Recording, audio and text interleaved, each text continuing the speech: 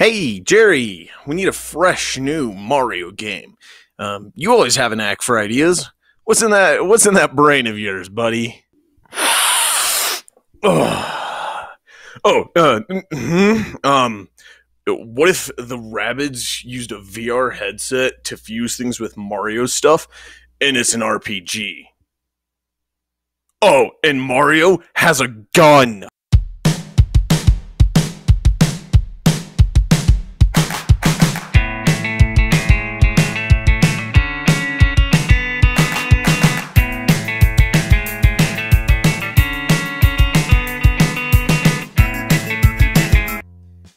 Mario plus Rabbids Kingdom Battle. Boy, I sound like a psycho saying that. This game, it sure is interesting. It takes a colorful, fun world of Super Mario and merges it with the sheer insanity of the Rabbids IP. Was it a good idea? No. I just look at these things and tell me any attention should be given to them.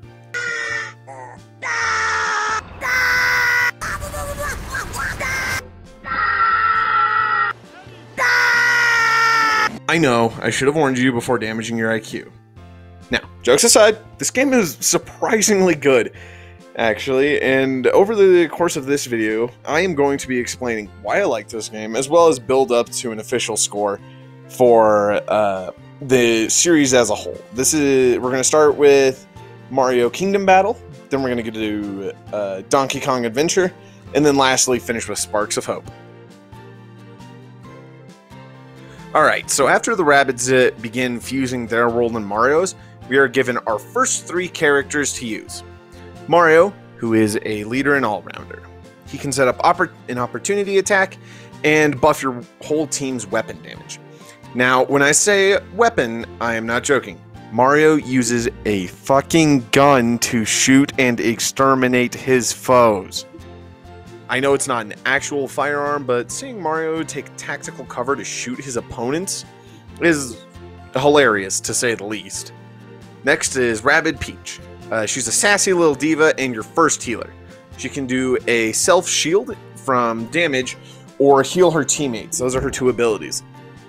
She also uses a gun, but on top of that, she has a strike drone.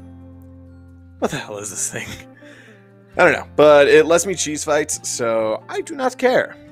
Lastly is Rabbid Luigi. He's more of a prankster, and that matches his kit quite well. Whenever he slides into an enemy, he gives them the Vamp effect, which is a health siphon thing, and your whole team can use that to their advantage. He has a yo-yo that shoots lasers. It's a very creative idea, and one of the few weapons in this game that actually is creative, besides from guns. He can debuff enemy weapons too by getting close and having them in his range. He can debuff their damage for a turn. And his last weapon, a motherfucking bazooka. Are you? Okay. I took a breather, and I will keep calm as we continue. All right? Okay. As Mario would say, let's go. Okay, so next up we have our companion Beepo. She guides the team and is one of the only characters with dialogue.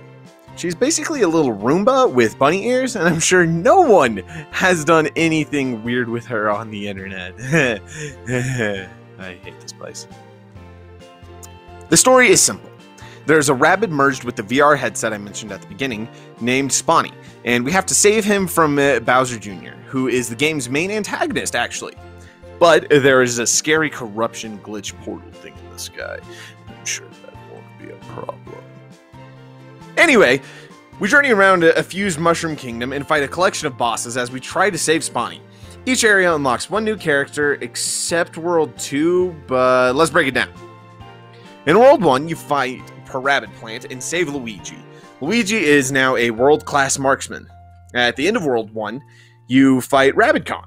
A nice introduction to the fact that bosses have different tasks needed to be done in a battle with them. Rabbid Kong has bananas that you need to drop so he can't heal. World 2 has you fight both an Ice and Earth Elemental before you get Rabbid Mario. Oh. Huh. I guess World 2 does have new characters. I didn't know that. Okay. World 2... or no, hold on. Does World 2 give you two characters? Oh, no, that's all right. Okay, so I guess World 2 does give you characters. It gives you 2. But yeah, you fight both an ice and an earth elemental simultaneously for the mid-boss, and you get Rabid Mario. He is mostly like Mario, but he's built for close range. And at the end of World 2, you fight a giant freezer monster who takes Luigi away from you, but Peach hops in to help you out. This real quick is just to let you know that you can only have one normal character on your team at a time. So that's why they take Luigi away from you.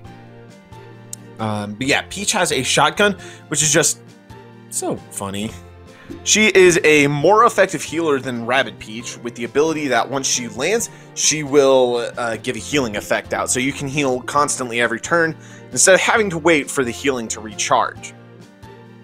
The freezer monster has a fridge door for a tower shield, and you're going to need to flank him in order to deal damage unless you have explosives, because those can normally bounce around.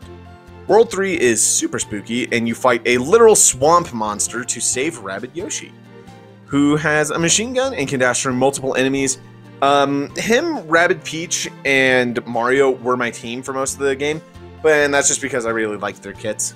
The final boss is Mr. Tom Fan, or as Bowser Jr. reveals, Phantom.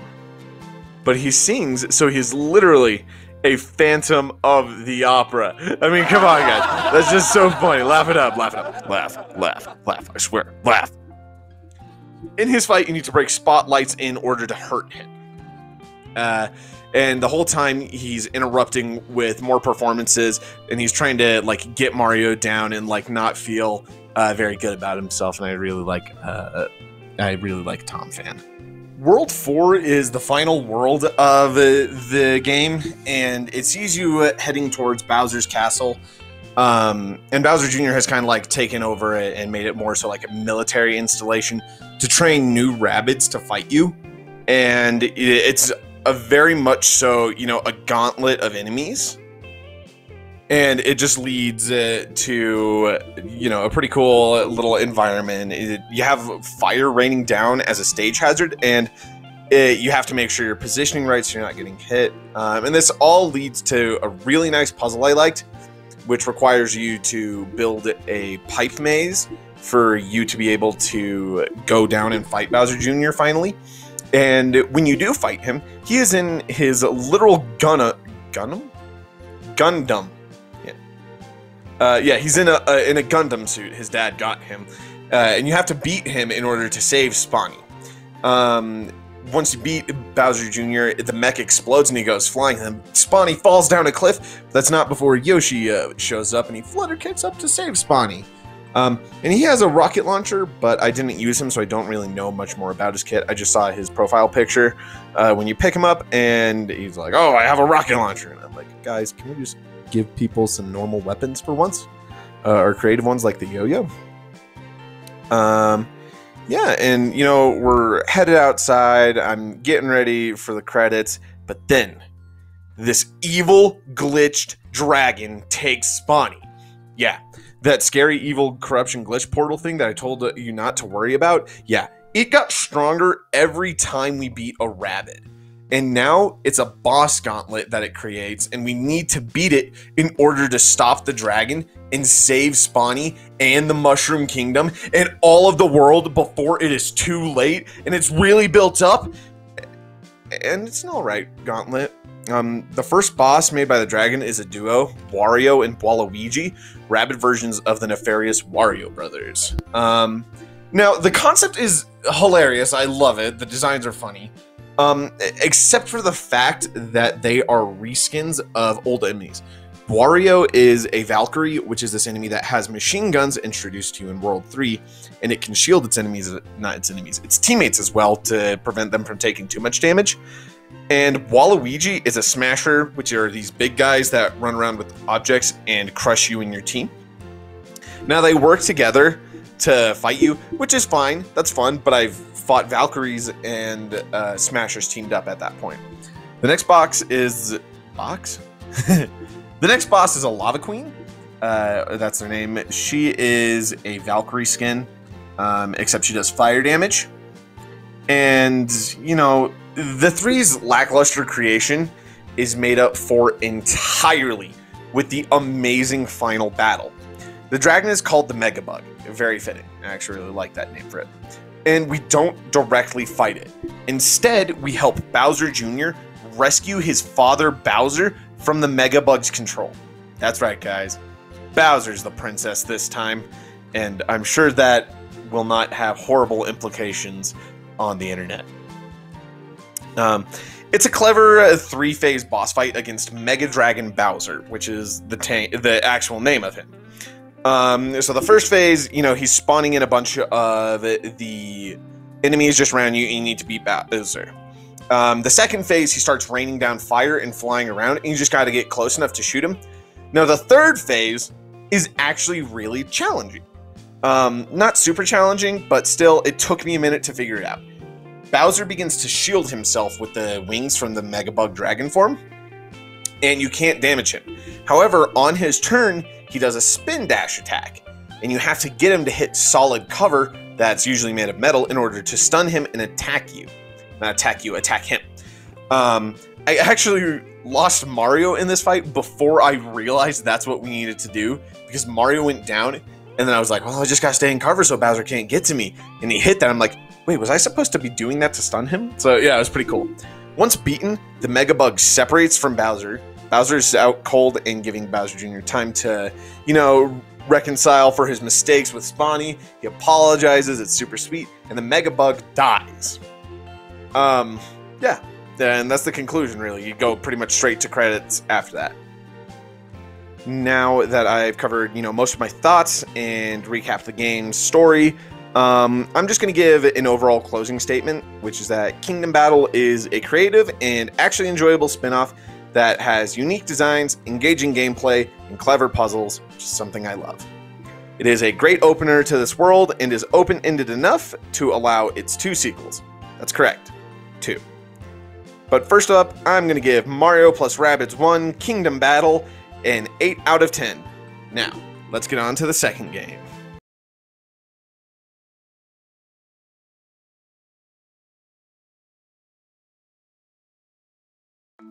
That's right, baby! I'm counting Donkey Kong's Adventure as its own game. I won't be mean to my boy Donkey Kong. I mean, come on! He's the second best Kong! First best is Funky Kong, and you can fight me on that. Now, let's get into it, shall we? So in this game, you get Rabbid Peach, Rabbid Kong, and Beepos being sucked into the jungle dimension. So, you know, welcome to the jungle, baby! Now, this time around, we only have 3 characters for our team. Rabbid Peach, and she has the same kit as Kingdom Battle, just different weapon effects.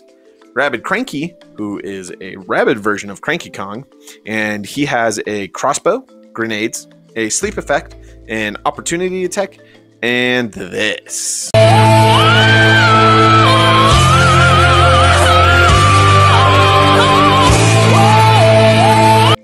Epic monkey flip. I know. I really like Cranky. He's great. But you also have the main man, DK. Donkey Kong. Donkey Kong throws a banana that can hit multiple enemies at range, a close range slam, an opportunity attack, and the ability to play the drums and get enemies close. So that can combo very well with the slam attack. DK can also toss teammates and enemies and cover as a free attack. DK is my favorite just because his kit makes sense and is creative. Like a big banana as a ranged weapon? Genius! Now, Donkey Kong's adventure is a lot shorter than the other games, and that is because it is DLC. However, seeing as DK and Cranky are exclusive to this version only, that technically makes it its own game in my eyes. But let's get into its story. After being brought to the jungle dimension, it is soon discovered that we need to stop Rabbid Kong from getting these glitch bananas, called bad bananas. But they're stuck in his temple, which requires 2 keys. So part 1 has you traverse the beach village in the evening to take on Finn. He moves away anytime he takes damage as he is a coward. Part 2 has the team explore Stormy Cove to beat Side-Eye, who comes closer when you attack him. Part 3 has the Kong crew sneak through the temple before confronting Mega Rabbid Kong. And the only reason he's called Mega Rabbid Kong is because he's got that dope outfit. Now, In order to win the fight, you actually need to destroy the pool that makes the bad bananas. And then, where you think this ends, after that, the pool explodes, the temple collapses, and you must navigate a cavern shrine temple in order to escape. But you find Rabbid Kong standing alone on the beach, and this scene plays.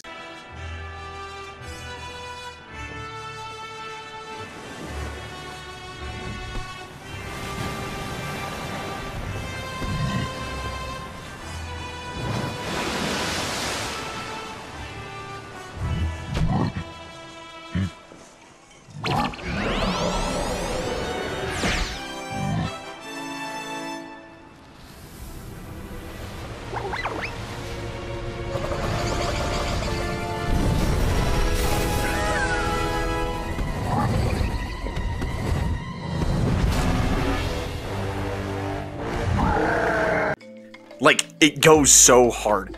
Why? Why does this go so hard, man? So, in a final attempt to take down his foes, Rabbid Kong uses his final 2 bad bananas to make a big bad banana bow staff and stands his ground, challenging our heroes to an end-all clash for the ages. The first phase against him is a normal beatdown where you have to get his health down. But as we enter the second phase, he forms a shield preventing any damage. However, 3 panels activate, and by stepping on them, you break the chains locking a golden barrel blaster. Once unlocked, you just need to have 1 party member enter the area near it in order for everyone to launch at Rabbid Kong and defeat him. One of my favorite elements in this fight is that music only plays on Rabbid Kong's turn. It adds to the suspense and the tension of the battle, as if the game itself is telling you that no matter what, Rabbid Kong must be defeated. But that was all just to make me sound smart. Music thing is still a nice touch. However, after you beat Rabbid Kong, you aren't able to use DK or Cranky as characters in Kingdom Battle, which, as I mentioned earlier, is the reason that I consider this its own game and a sequel. It's kind of like the Miles Morales Spider-Man game. It's shorter, has more liked characters from that franchise, and cooler stuff you can do with the main gameplay. Okay, but general notes and thoughts aside, I love Donkey Kong's adventure a lot. The changes to team interaction and the pace of the game is just so good, man. Musics fit the environments and fights a lot better than Kingdom Battle. In that game, it was, pretty much the same theme, just remixed for that. But with the Donkey Kong one, it's like actual DK music reformatted to the Rabbids style in the battle. Like in the jungle thing, it plays the and I know I didn't mess that up because I'm perfect. But yeah, plus the DLC's got Donkey Kong, so I'm going to give Mario plus Rabbids Donkey Kong's Adventure a 9.5 out of 10.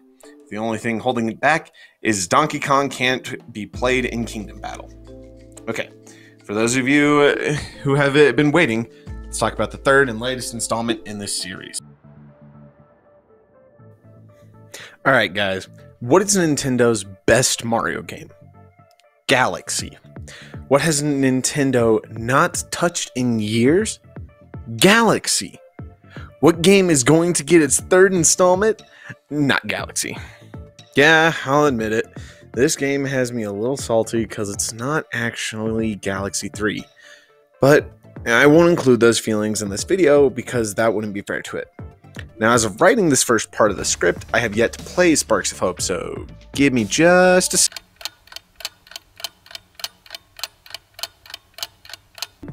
Okay, so it's about a week later and I beat Sparks of Hope. Let's get into it. So Sparks was a mixed bag of feelings for me. On one hand, it improves elements that needed it from the previous 2 entries, but on the other hand, it can get repetitive and creates its own issues.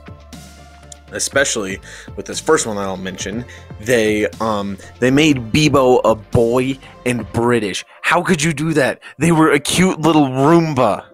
That's not an actual problem, that's just a personal thing, don't worry. doesn't actually affect it. Well, it kind of does. In the other two entries, progression required you to explore about 90% of the areas and levels in order to find what you need to progress. With Sparks, you just need to complete a character quest and a main boss with no other requirements or exploration needed. Now, in like the first area, I went ahead and explored a lot because I wanted to see like what was around and stuff like that. But you know, I was like, you know what, I'm gonna complete the story. I was gonna do it with the other areas, but they kept getting bigger, and progression immediately just became so much more simple. And you know, it was just disheartening as there were very few mandatory puzzles in this game.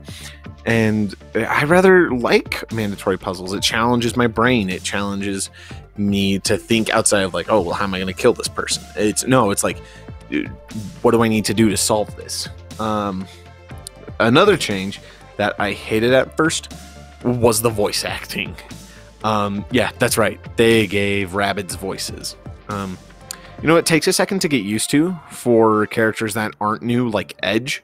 I have no problem with the new cast being voiced. I mean, characters like Rabbid Peach, Rabbid Luigi, and Rabbid Mario. It takes a minute to get used to their voices. But, you know, their voices fit, and I love them all, except for Rabbid Luigi. He still has the worst personality and experience in the game. But I mean, hey, at least he has his overalls this time. Now we got some new characters for the party, and what I like this time is they didn't introduce, you know, like new Mario characters and do like a Rabbid version of them as well. No, it's 3 completely separate characters, which are all brand new. First up, we have Rabbid Rosalina, and her level of tired is all too relatable on a level that is scary at times. Like, I was playing the game like, oh, I hate how relatable this is. I need to work on my sleep schedule. We got Bowser, and he doesn't care about the actual problem and just wants his goons back. He's got a rocket launcher, and that's his main weapon. And he also has a ground pound that he can do. And lastly, we have Edge, who is the best new character. She is just a living anime protagonist, and I love her so much, dude. She's just like so cool. She just reminds me of Cloud. Like, she's like Cloud and Link, actually. You know, you don't have to have like a specific reason to like them. You can just like them because they have a dope sword. What they did change that I liked was, what was it? The abilities. That's it. Okay, yeah, the abilities, the Sparks, they replace a lot of like the typical abilities from the last two. Instead, you get 2 Sparks per character, and each of them have a different effect. You have the small little ones, which will affect the whole team. You have the big boys that look pretty fat, and they will cause shockwave attacks based on element. And you have the cloud ones that will create rain down effects. And then you have the little small ones that look like elements, and they change your character's type of attack. Lastly is the final boss, and that's actually a spoiler. And seeing as how the game came out rather recently compared to the other two, I am actually going to go ahead and just not talk about it for a second. This is your warning. Leave now if you don't want spoilers, and skip ahead to the time on screen to not get anything, or to the next chapter, actually, because I'm going to be doing little chapters for this one based on time cards. So skip to the chapter after spoilers, okay? All right, you've been warned. All right, if you are still here, then that is your choice. And if you continue on past this point, then you are getting spoiled on your own volition, not mine. So, the Megabug from Kingdom Battle became an entity known as Cursa. Part of it survived and just shot off into space and began gathering power and growing stronger until inevitably it searched out for a way to gain, control of a new being. In the meantime, the Rabbids were playing with the Lumas and Rosalina, and, they were having a nice time. Cursa, being an unknown entity, was able to sneak up on, and it attacked the Lumas and Rabbids. Now, Rosalina threw herself in the way of it in a last-ditch effort to, save them. And that explosion is actually what created the sparks. Now, Rosalina is the current host to Cursa / the Megabug, but it's evolved past that, so it is now just Cursa. But now that she's the host, and since she's more powerful than Bowser, she's actually able to fight off Cursa, and Cursa actually needs to take in sparks in order to overpower her, so she can use that magic that Rosalina has in order to conquer the entire galaxy. Now, Rosalina continues to fight it off and is trying to prevent it. And overall, it's a cool concept that keeps Rosalina strong, but it also kind of allows her to be an antagonist for once. The final battle with Cursa takes, the usual 3 phases, but it's so unique compared to a usual 3-phase fight, as it has you use all 9 party members split up into 3 groups.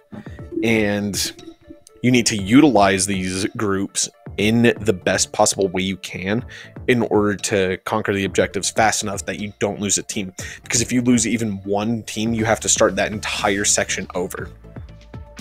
Phases 1 and 2, those are simple attack and defeat phases. The first one is you have the hands, and it'll pick one target from each group to attack at the end of the phase. And it'll switch between right and left until you beat them both.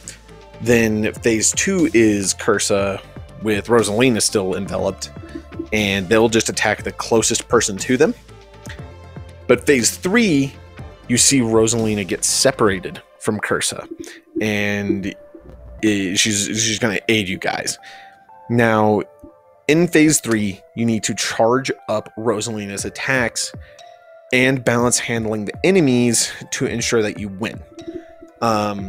You need to attack the Star Wands, so you need to have your teammates get close, but you want to keep enemies off of them.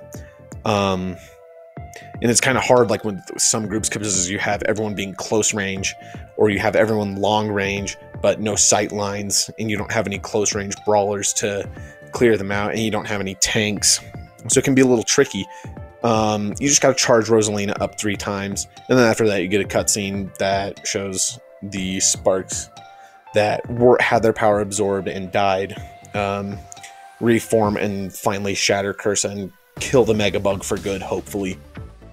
And Rosalina, the game ends with her being like, they didn't die, don't worry guys, they're made of energy, so they were repurposed. And I'm like, dang, love me some Galaxy stuff. And yeah, that's going to end the spoiler section right here. So gonna mention it one last time as I head into the next chapter real quick as I do that. Okay, spoiler talk is over. I'm gonna finish this part up real quick. The game does actually feel pretty close to a Galaxy 3, and I hope we do get a true one soon.